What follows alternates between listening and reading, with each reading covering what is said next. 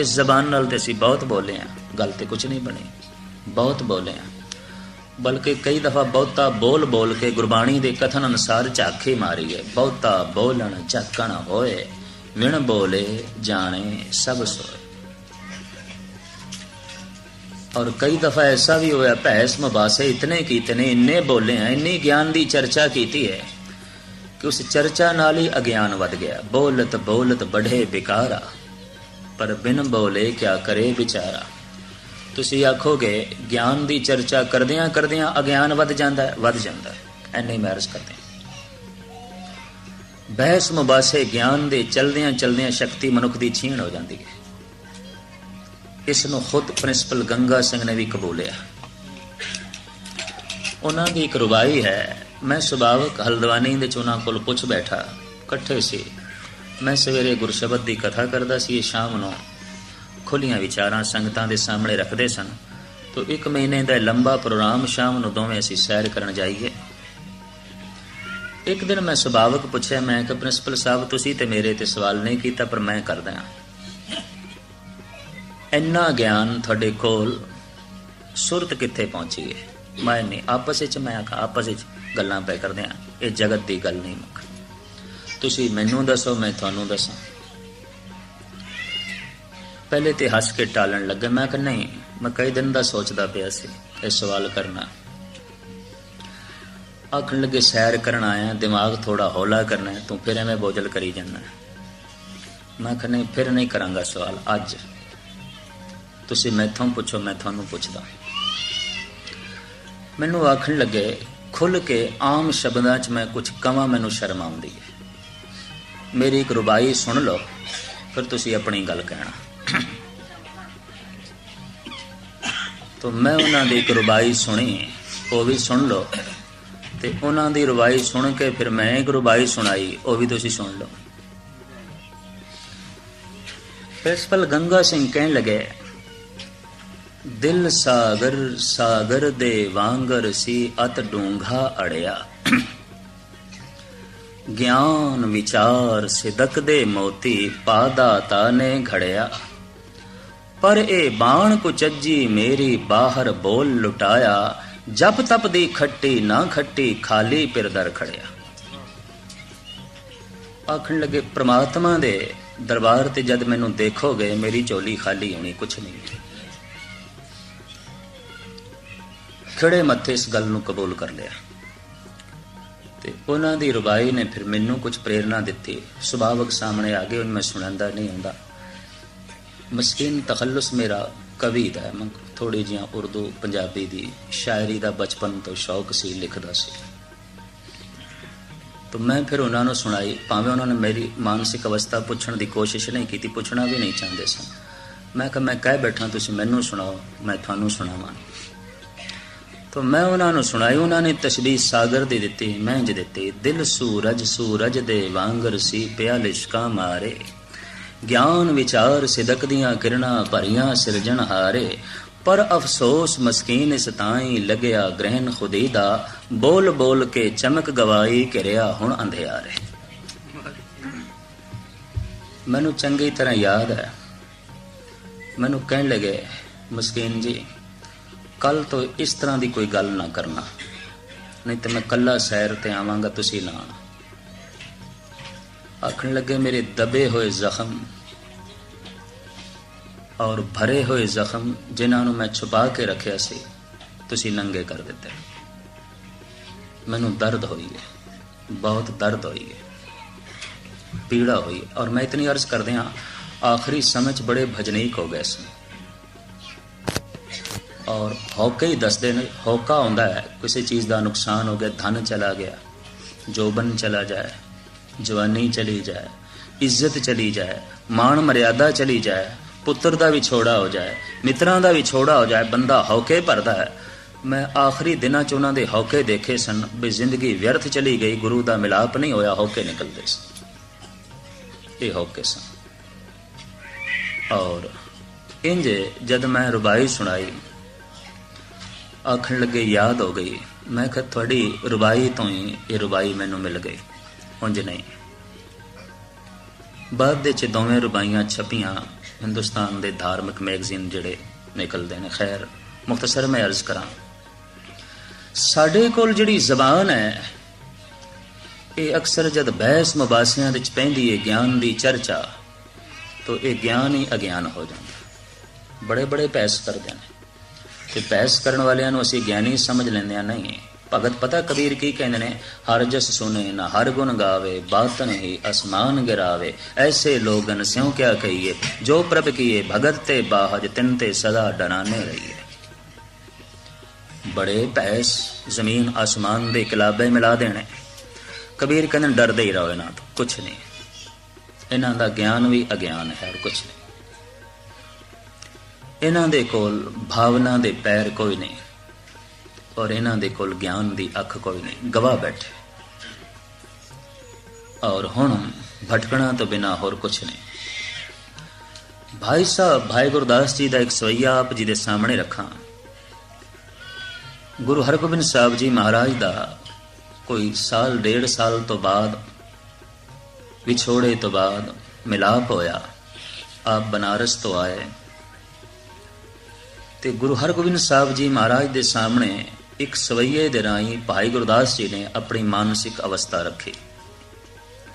हे गुरुदेव, देख बे को ना दृष्ट ना दर्श दिखाए बे को, कैसे प्रिय दर्शन देखिए दिखाइए।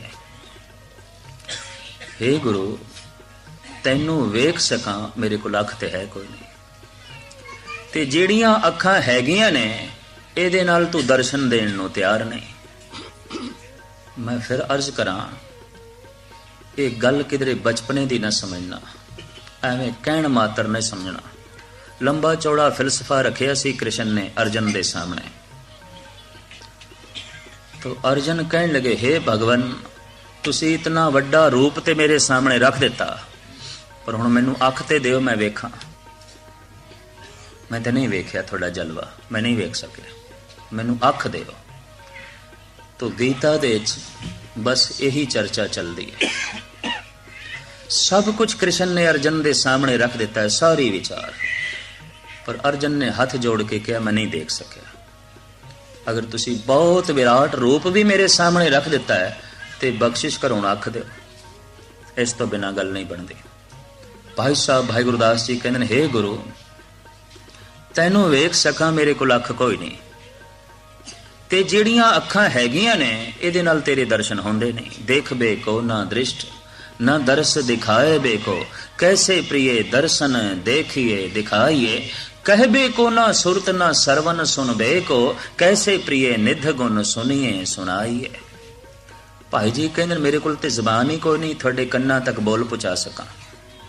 मैं फिर अर्ज करा, मेरे जैसे कथावाचकों को जिहड़ी जबान है वो सिर्फ थोड़े कन्ना तक पहुँचाने वास्ते, जगत के कन्ना तक, या इंज कह लो कीर्तनियां को जिहड़ी रसना है थोड़े तक पहुँचाने वास्ते, गुरु तक पहुँच सके गल नहीं।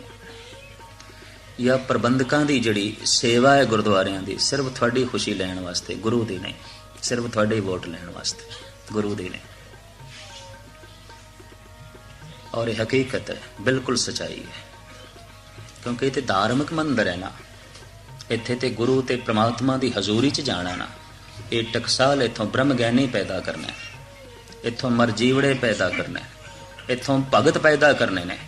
गुरुद्वारियां तो सियासतदान नहीं पैदा करना, भगत पैदा करना, ब्रह्म ज्ञानी पैदा करना। और जब गुरुद्वारियां तो ब्रह्म ज्ञानी पैदा होए, खिमा करनी वही सुच्चा ते सच्चा सियासतदान होवेगा जो कौम दी बेड़ी पारले कंडे ते लावेगा। इन्ने में अर्ज कर दें, वरना गालिब कहंदा है, कारवां के लुट जाने का गम नहीं गालिब, सवाल तो था तेरी रहबरी का, असी लुट गए, असी बर्बाद हो गए। गालिब कहंदा इस गल दा गम ही नहीं, गम तो इस गल दा है, तू मला केड़ी गल दा बनिया कि तेरे होंदियां साडी बेड़ी डुब गई। तू केड़ी गल दा मला, तेनू चप्पू क्यों पकड़ाया सी? सवाल तो था तेरी रहबरी का। समुचे भारत दे हर शहर दे रहबर मौजूद ने, लेकिन कौम उरार ही खड़ी है। इन्नी मैं अर्ज कर दें, विदेशों भी रहबरी का दावा करने वाले मौजूद ने, पर मैं नहीं अर्ज कर दिया कौम भटकती पई है, कुछ भी नहीं। ਹੋਵੇਗਾ ਤੁਹਾਨੂੰ ਮਾਣ, ਧਨ ਦਾ ਮਾਣ ਹੈ, ਹੋਰ ਤੇ ਕੁਛ ਨਹੀਂ। ਧਰਮ ਵਾਲੀ ਗੱਲ, ਇਹ ਧਾਰਮਿਕ ਮੰਦਰ ਹੈ, ਗੱਲ ਤੇ ਧਰਮ ਦੀ ਕਰਦੇ ਆ, ਗੱਲ ਤੇ ਧਰਮ ਦੀ ਹੈ, ਉਹ ਗੱਲ ਕੋਈ ਨਹੀਂ। ਅਗਰ ਤੁਹਾਨੂੰ ਕੋਈ ਇਸ ਤਰ੍ਹਾਂ ਦਾ ਕਹਿੰਦਾ ਹੈ, ਖੁਸ਼ਾਮਦ ਹੀ ਕਰਦਾ, ਇੰਨੀ ਮੈਂ ਅਰਜ਼ ਕਰਦੇ ਹਾਂ, ਮੇਰੀ ਖੁਸ਼ਾਮਦ ਕਰਦਾ। ਔਰ ਜਿਹੜੀ ਖੁਸ਼ਾਮਦ ਹੈ ਇਹਨੂੰ ਹਾਫਿਜ਼ ਕਹਿੰਦੇ ਨੇ, ਇਹ ਖੁਸ਼ਾਮਦ ਗੋਏ ਚੰਦੀ ਇਬਲੇ ਹਾਂ ਰਹਿ ਜ਼ਨਾਨਦ ਰਹਿ ਜ਼ਨਾਨਦ ਰਹਿ ਜ਼ਨਾ। ਹਾਫਿਜ਼ ਕਹਿੰਦੇ ਨੇ ਜੋ ਮੇਰੀ ਖੁਸ਼ਾਮਦ ਕਰਦੇ ਨੇ ਇਹ ਤੇ ਰਹਿਜ਼ਨ ਨੇ, ਡਾਕੂ ਨੇ, ਡਾਕੂ ਨੇ। ਝੂਠੀ ਉਪਮਾ ਮੇਰੀ ਕਰ ਕਰਕੇ ਮੇਰੇ ਔਗਣਾਂ ਤੇ ਵੀ ਪਰਦਾ ਪਾ ਦਿੰਦੇ ਤੇ ਮੈਨੂੰ ਆਪਣੇ ਔਗਣ ਦਿਸਦੇ ਵੀ ਕੋਈ ਨਹੀਂ। ਇੰਨੇ ਸ਼ਨੀਲ ਦੇ ਰੁਮਾਲੇ, ਇੰਨੇ ਕੀਮਤੀ ਬਸਤਰ ਮੇਰੇ ਔਗਣਾਂ ਤੇ ਪਾ ਦਿੰਦੇ ਨੇ, ਮੈਨੂੰ ਹੁਣ ਆਪਣੇ ਔਗਣ ਨਹੀਂ ਦਿਸਦੇ। ਫਿਰ ਉਹਨਾਂ ਬਸਤਰਾਂ ਦੇ ਉੱਤੇ ਇੰਨੇ ਫੁੱਲ ਪਾ ਦਿੰਦੇ ਨੇ, ਉਹ ਫੁੱਲ ਹੀ ਦਿਖਾਈ ਦਿੰਦੇ ਨੇ, ਉਹ ਸੋਹਣੇ ਬਸਤਰ ਦਿਖਾਈ ਦਿੰਦੇ ਨੇ, ਔਗਣ ਨਹੀਂ ਦਿਖਾਈ ਦਿੰਦੇ। ਬਹੁਤ ਸਾਰੇ ਬੰਦਿਆਂ ਦੇ ਜਿਹੜੇ ਔਗਣ ਨੇ ਨਾ, ਉਹਨਾਂ ਦੇ ਉੱਤੇ ਇੰਨੇ ਸੋਹਣੇ ਸੋਹਣੇ ਕੱਪੜੇ ਪਾ ਦਿੱਤੇ ਗਏ ਨੇ, ਇਤਨੇ ਸੋਹਣੇ ਸੋਹਣੇ ਫੁੱਲ ਵਿਛਾ ਦਿੱਤੇ ਗਏ ਨੇ, ਔਰ ਫੁੱਲਾਂ ਦੇ ਉੱਤੇ ਫਿਰ ਥਾਂ ਥਾਂ ਤੇ ਹੀਰੇ ਤੇ ਮੋਤੀ ਵੀ ਰੱਖੇ ਨੇ। ਬਸ ਹੁਣ ਉਹੀ ਦਿਖਾਈ ਦਿੰਦੇ ਨੇ, ਉਹ ਜੋ ਥੱਲੇ ਪਿਆ ਕੁਛ ਵੀ ਨਹੀਂ, ਉਹ ਨਹੀਂ ਦਿਖਾਈ ਦਿੰਦਾ।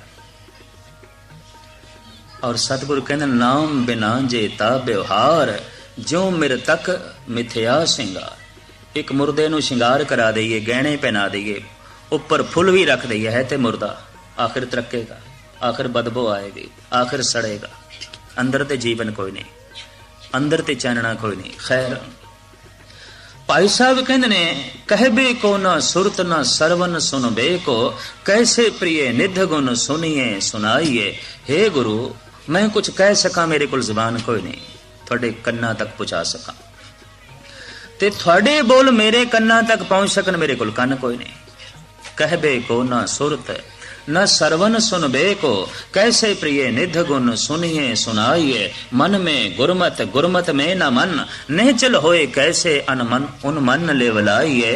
अंग अंग भंग रंग रूप कुलहीन दीन कैसे बो नायक की नायका कहाइए।